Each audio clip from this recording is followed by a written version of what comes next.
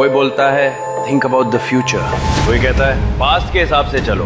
मैं मानता हूँ बी इन मोमेंट, यहाँ इस पल, शादी, कन्यादान, विदाई, और एक ही पल में लड़की को अपनी बीती जिंदगी को पीछे छोड़ देना पड़ता है, इस ख्याल के साथ कि हमेशा लड़की अपना घर क्यों छोड़े। जो मर्द अपनी पसंदीदा औरत के लिए कुर्बानी ना दे वो मर्द नहीं होता। इसीलिए मैं घर जमाई बनने को तैयार हो गया। तुम स्टीरियोटिपिकली अनईजिंग हो। मैं रात को खर्राटे मारता हूँ, खर्राटे नहीं मारता तो लात तो जरूर मरता हूँ। I hope you are okay with that. Mahadev, पता नहीं किसकी हाय लग गई है। हे महादेव, जल्दी से मेरी पत्नी के अंदर मेरे लिए प्यार दिला दो तो मैं अपना सर मुंडवा लूंगा। अरे नहीं, 16 सोमवार का व्रत रखूंगा। मन्नत मांग रहे हो या केबीसी खेल रहे हो? ये नील का जीजा है ना, शहर के इतने अमीर खानदान का जमाई, अपनी बीवी की बर्थडे पार्टी में वेटर बन के घूम रहा है। ओ ले, क्या दिन आ गए तुम्हारे। शाबाश। लगता है अपनी बीवी को गिफ्ट देने के चक्कर में ओवर टाइम कर रहा है। ओ, और भाई अभी दिखाता हूँ तुम्हें असली मजा क्या होता है। बेटा। Yes sir. इधर आ।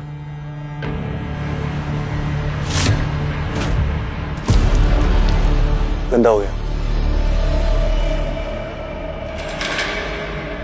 देख क्या रहा है, साफ कर इसे, साफ कर। घर जमाई गौतम बिना कुछ कहे नील के जूते साफ करने लगता है।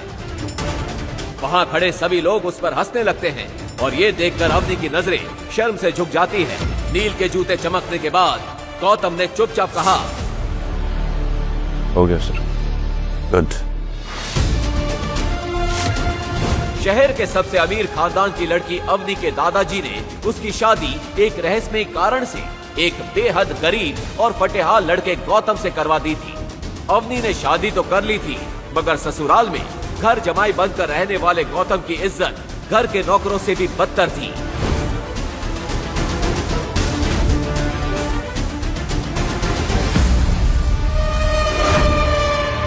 आखिर तुम्हारी प्रॉब्लम क्या है गौतम, और कितना नीचा दिखाओगे मुझे?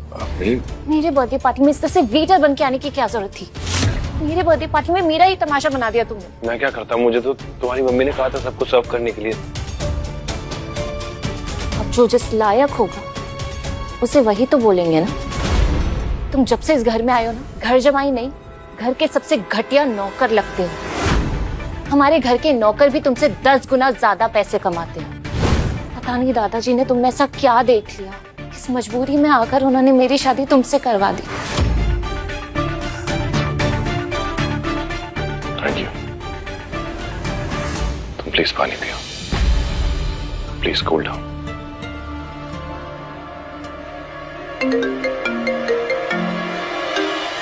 अभी ये सब हो ही रहा था, तभी गौतम के फोन पर एक कॉल आया।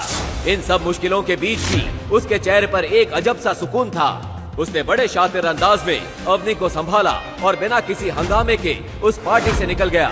अवनी गौतम के इस नए अंदाज को देखकर हैरान रह गई। वो सीधा रात को वापस आया और अपने घर के बेडरूम में पहुंचा। तुम्हें शर्म नहीं आती? सीधा कमरे में घुसा है, गवार कहीं के। निकल जाओ यहाँ से। मैं तो तुम्हारा पति हूँ ना, मुझे कैसी शर्म?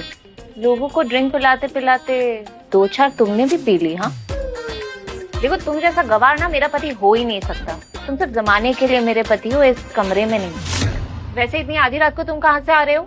एक्चुअली मैं तुम्हारे लिए गिफ्ट लाया हूँ, तुम देखोगी तो चौंक जाओ। प्लीज रहने दो, तुम्हारी वही गिफ्ट होगी, वो कंघी बिंदी। उसके लिए नीचे कौन जाएगा? तुम चल के देखो तो एक बार, मैं इतना अच्छा गिफ्ट लाया हूँ कि तुम देख के चौंक जाओगे। प्लीज चलो। गौतम की ये बात सुनकर अवनी चौंक पड़ी। अब नहीं, चलो ना प्लीज, अपना गिफ्ट तो देखो एक बार। चलो।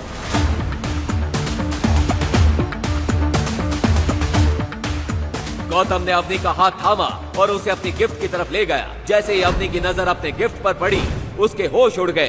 रात के अंधेरे में चमक रही एक नई लग्जरियस कार को देखकर उसे एक पल के लिए भी अपनी आंखों पर भरोसा ही नहीं हुआ। ये तो इम्पोर्टेड है, और मैंने सुना है ये कार इंडिया में चंद अमीरों के पास ही है, और इसकी कीमत 50 करोड़ है।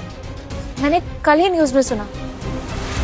गौतम, तुमने किसी के साथ फ्रॉड किया है क्या, या तो हमारी कंपनी में पैसों का घोटाला किया है? सच सच बताओ गौतम, क्या गौतम ने सच में चोरी की या सच कुछ और ही है?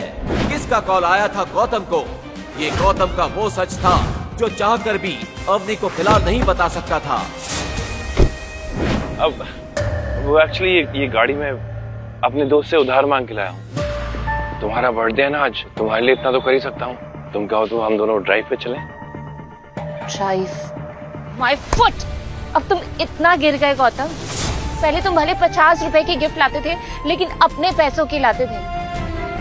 और इतनी महंगी कार तुम्हें कौन उधार देगा? प्लीज ऐसे ही कार लाओ ना, वही वापस रखाओ।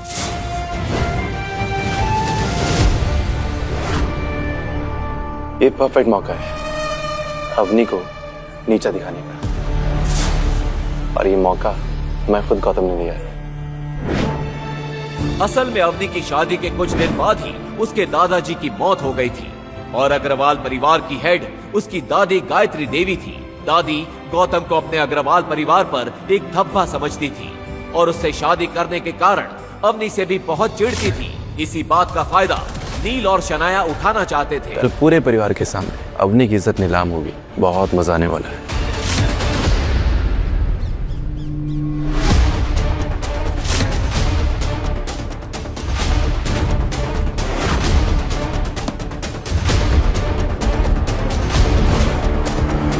हमारे घर पुलिस? अवनी अग्रवाल कौन है? उन्हें तुरंत बुलाइए। इंस्पेक्टर के मुंह से अवनी का नाम सुनकर गायत्री देवी गुस्से से लाल हो गई। अवनी! दादी की आवाज सुनकर अवनी दौड़ी दौड़ी आई और वहाँ पुलिस को देखकर उसका दिल जोरों से धड़कने लगा। इंस्पेक्टर साहब, आप यहाँ इतनी सुबह? क्या हुआ, आप मुझे क्यों ढूंढ रहे हैं? मैंने सुना इस घर में एक चोरी की इंपोर्टेड कार आई है। ये सुनते ही अवनी समझ गई कि इंस्पेक्टर कल रात गौतम की लाई हुई कार की बात कर रहा है। हाँ, कार तो आई है, पर वो मेरा हस्बैंड गौतम लेकर आया था। हमें खबर मिली कि उस कार की कीमत 50 करोड़ से भी ज्यादा है। तो कितना कमाते हैं आपके पति महीने का?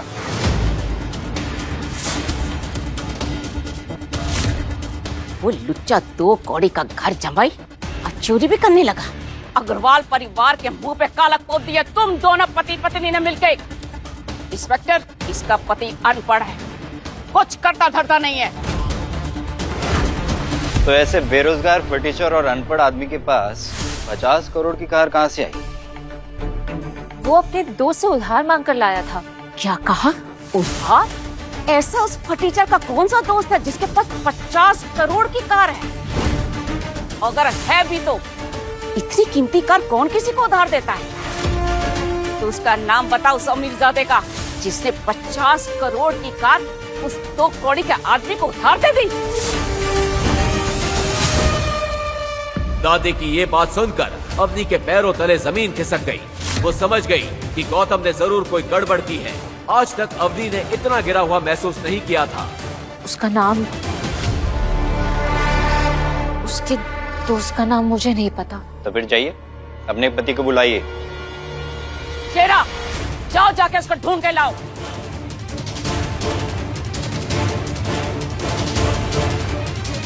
अवनी को ये सब देखकर बुरी तरह घबराहट हो गई। कहीं नहीं मिला दादी साहब। इंस्पेक्टर साहब, मुझे तो लगता है ये दोनों पति पत्नी मिलकर चोरी का काम करते हैं। अग्रवाल परिवार के नाम पर ये लड़की कलंक है। इंस्पेक्टर, लेके जाइए इसे, और जब इसका भीख मंगा पति आएगा तो मैं खुद उसे थाने लेके जाऊंगी। कांस्टेबल, ले चलो इन्हें। नहीं दादी, प्लीज इंस्पेक्टर साहब मेरी बात सुनिए।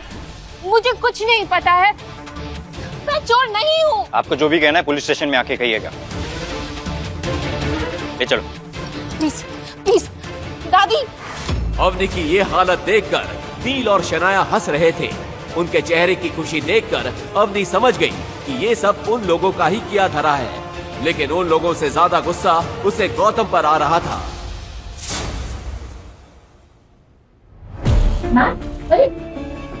दादाजी की शर्त जाए भाड़ में। इन सब जंजाल के खत्म होते ही मैं गौतम को तलाक दे दूंगी। तभी कांस्टेबल ने अपने कंप्यूटर पर कुछ ऐसा देखा जिससे उसके चेहरे का रंग उड़ गया। वो तुरंत इंस्पेक्टर के पास दौड़ा और उसके कानों में कुछ फुसफुसाया। ये सुनकर इंस्पेक्टर खुद तेज कदमों से कंप्यूटर की तरफ बढ़ा और जो उसने देखा उसके होश उड़ गए। अरे तेरी लग गए तांडे, ये तो राठौड़ राज परिवार की गाड़ी है। जल्दी से बड़े साहब को इन्फॉर्म कर। जा। अब तो तुम भगवान को याद करना शुरू कर दो। राठौड़ राज परिवार की पूरे राजस्थान में बहुत इज्जत थी। उन लोगों का नाम सुनकर अवनी के पसीने छूट गए। राठौड़ राज परिवार, और अब तक एक भी कंप्लेंट नहीं। लगता है अग्रवाल फैमिली का वक्त आ गया है। वहीं दूसरी ओर गौतम जब घर लौटा तो अवनी को ना देखकर उसे अजीब लगा। ये अवनी कहाँ चली गई? आज मुझे ऑफिस पहुंचाने के लिए भी नहीं बोला, फोन भी नहीं लग रहा है, कहाँ जा सकती है? इसी अफरा तफरी के बीच नील अपने नए अंदाज और शातिर मुस्कान के साथ वहां पहुंचा। उसकी आंखें सीधा गौतम पर टिक गईं, जैसे किसी शिकारी ने अपने निशान को पहचान लिया हो। अरे गौतम, क्या हुआ? अवनी को ढूंढ रहे, लेकिन उसे तो पुलिस पकड़ के ले गई। पुलिस? किस जुर्म में? तुमसे शादी के जुर्म में।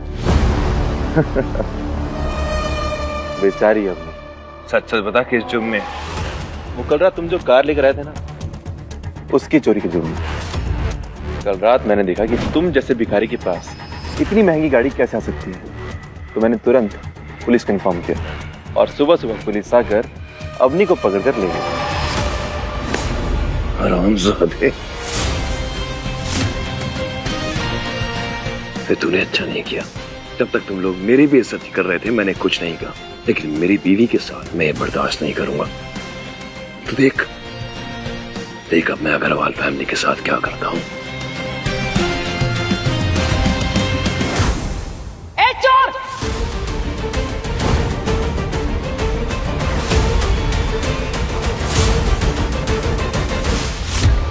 नील, तू उसकी बातें क्या सुन रहा है? इसे पकड़ और थाने लेके जा।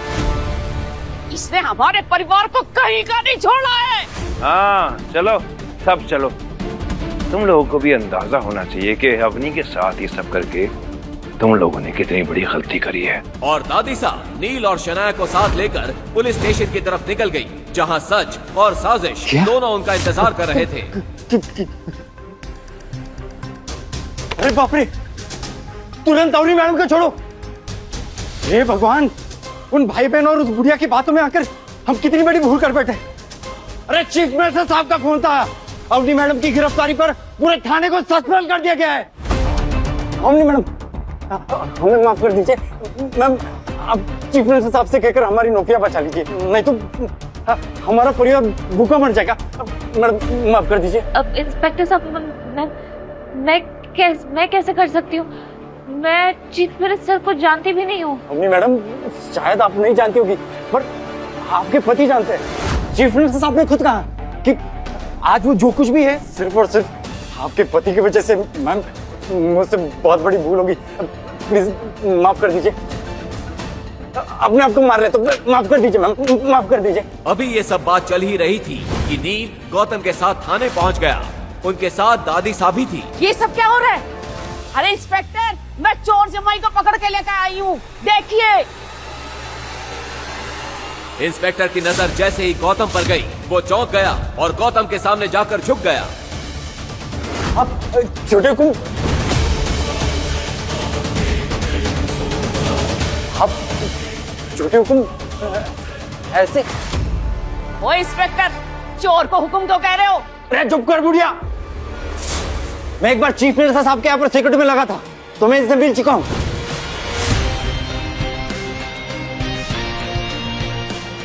फिर इंस्पेक्टर ने गौतम के बारे में जो बताया, वो सुनकर वहाँ खड़े सभी लोगों के होश उड़ गए। जब गौतम का असली राज खुला तो पूरा पुलिस स्टेशन का मंजर बदल गया। एक पल में जहाँ गोली की आवाज गूंजती थी, वहाँ सब उसके सामने घुटनों पर गिर गए। इतने सालों से ये हमारे घर में नौकर बनकर क्यों रह रहा था? क्या सच है गौतम का? अब क्या होगा जब अग्रवाल परिवार गौतम का सच जान गया है? क्या अवनी के दादाजी को गौतम की सच्चाई पता थी? क्यों करवाई थी उन्होंने ये शादी? इन सभी सवालों के जवाब जानने के लिए नीचे दिए गए इंस्टॉल बटन पर क्लिक करके डाउनलोड कीजिए पॉकेट FM और फ्री में सुनिए रॉयल वॉरिस।